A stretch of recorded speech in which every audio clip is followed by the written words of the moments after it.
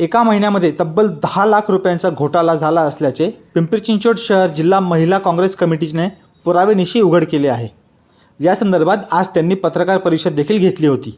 यावेळी पिंपरी चिंचवड शहर जिल्हा महिला काँग्रेसचे कमिटीच्या अध्यक्षा यांनी ही बाब पत्रकारांच्या समोर व्यक्त केली। म्हणजे पिंपरी चिंचवड शहरामध्ये कामगार नगरी पिंपरी चिंचवड शहर हे कामगारांची नगरी असल्यामुळे इथं साधारणपणे गरीब लोक जास्त राहतात। ह्या गरीब लोकांवरती जो हा अन्याय होत आहे, त्यांच्या जे पैसे भरून सुद्धा त्यांना पाहिजे त्या सुखसुविधा उपलब्ध होत नाहीये। आणि म्हणजे हॉस्पिटलमध्ये औषध असून सुद्धा त्यांना बाहेरून आणण्यासाठी म्हणजे जे प्रकार चालले आहेत ते उघडकीस करण्यासाठी आम्ही महिला काँग्रेस असेल, युवक काँग्रेस असेल, युनिसेफ असेल, आम्ही सर्व ह्या प्रकरणात आम्ही जातीने लक्ष घालून म्हणजे जो आपल्या नागरिकांवरती म्हणा, गरीब जनतेवरती जो अन्याय होत आहे तो अन्याय थांबवण्यासाठी आम्ही त्यांच्या पाठीशी उभे राहिलो आहोत।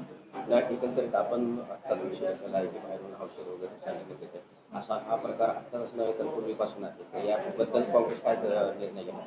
हा प्रकार पूर्वीपासून आहे। आता मी म्हणजे 90,000चं त्यांनी जे इंजेक्शन ठेवलं होतं त्याच्या गेल्या वेळेस सुद्धा त्यांनी काही केलं नाही। आता आम्ही त्यांच्यावर जर काही कारवाई केली नाही तर आम्ही महिला काँग्रेसवर आंदोलन करण्यासाठी आम्ही तयार आहोत। एकंदरीत या 2 महिन्यांमध्ये एकूण किती भ्रष्टाचार आपल्या समोर आला आहे? 2 महिन्यांमध्ये आम्ही आता सर्वसाधारणपणे 1 महिन्याचाच माहिती अधिकार दिला होता, तर 30 लाखापर्यंत त्यांचा भ्रष्टाचार बाहेर आलेला आहे। तर हे 3 वर्ष झाले की ते अधिकारी पण आहे, 3 वर्ष संगमतीने हा चाललाय। 3 वर्षाच्या मागील आपण त्यांना चौकशी करून 3 वर्ष मागील सुद्धा त्यांचा भ्रष्टाचार ओपन करावं। हा सगळा प्रकार उघडकीस आल्यानंतर आपले थेट मागण्या काय असणार आहे प्रशासनाकडे? जे कोण अधिकारी असतील त्यांना ह्यातून निलंबित करण्यासाठी आमची सर्वात जास्त ही मोठी मागणी असणार आहे। काय एकंदरीत काय माहिती या संदर्भात? कोण अधिकारी असतील, कर्मचारी असतील, कोण सामील आहेत, काय माहिती आहे? ज्येष्ठ वैद्यकीय अधिकारी त्यात माहिती सगळ्यांची 9 जण आहेत। 9 जणांची पण नाव आहे। ज्येष्ठ वैद्यकीय अधिकारी डॉक्टर सुनीता साळवी ह्या मुख्य अधिकारी तिथं आहे। त्यांच्या आशीर्वादाने चालते।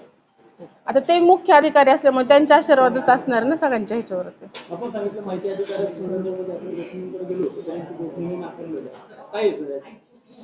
मग त्या माहितीसाठीच आम्ही तुम्हाला प्रश्न करतो की गोपनीयांना सुद्धा विचार, तुम्ही माहिती देण्यासाठी का नकार दिलेला आहे? त्याच्यात आम्ही नमूद पण केलेलं आहे। आम्ही जी माहिती मागवली होती तर त्यात नावं पण टाकलेली, त्यांना सुद्धा सांगितण्यात आलं की माहिती देऊ नका। मग का देऊ नये? का कमिशनर या रुग्णांमध्ये सुद्धा असा काही प्रकार चालला असेल का, अशी काय माहिती आहे?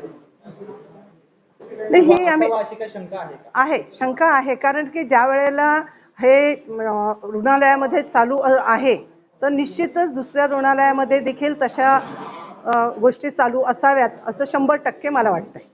एकंदरीत आपण जर बघितलं तर पिंपरी चिंचवड शहरामध्ये अनेक झोपडपट्ट्या ज्या आहेत त्या रुग्णांचे जे महानगरपालिकेच्या हॉस्पिटलमध्ये उपचार घेण्यासाठी जातात, मात्र यांना जे उपचार जे आहेत ते डावलून त्यांच्याकडून पैसा उकळण्याचा प्रकार जो आहे तो सध्या समोर येतो। या बाबतीत काय म्हणतात? याच्या बाबतीत मी असं म्हणेन की मूळ इथंच आहे की महानगरपालिका ही आमच्या सेवेसाठी आहे, पिंपरी चिंचवडच्या प्रत्येक नागरिकांच्या सेवेसाठी आहे। त्याच्यामध्ये म्हणजे टॅक्सचा पैसा हा आमचाच आहे आणि आमचाच पैशाने आम्हाला उपचार वगैरे जे काही केलं जातात ते दिले जातात आणि त्याच्यामध्ये गोरगरिबांची म्हणजे लूट ही होत आहे, याला काही शंका घेण्याचं कारणच नाही। कारण YCM हॉस्पिटलमध्ये मी स्वतः बघितलेलं आहे की लोकांना लिहून दिलं जातं, हे आमका आहे घेऊन या, इथे नाही आहे ते इकडे आहे घेऊन या लोकांना, आणि याच्यामुळे गोरगरिबांची पिळवणूक होते।